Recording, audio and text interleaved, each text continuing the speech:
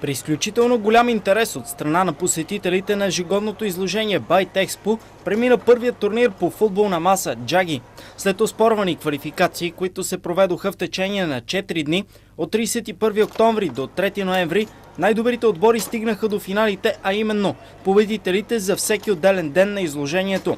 Турнирът бе организиран от Българската федерация по футболна маса и част от фирмите, представени на Bytexpo. След изиграването на срещите от финалните групи бяха определени и победителите. От посетителите първото място спечелиха Иван Македонски и Милен Мундров.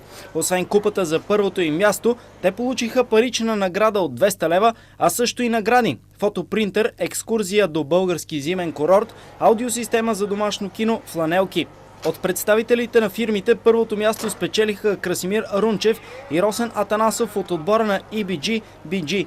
Те двамата се оказаха по-подготвени и заслужено спечелиха финала за Суперкупата. 2 от 3 срещи до 7 гола, където надиграха Македонски и Мундров с 7-6 и 7-4. Така Рунчев и Атанасов обраха по-голямата част от наградите: чанта за лаптоп, фотопринтер, бизнес платформа, антивирусен пакет, принтер и парични награди за 500 лева.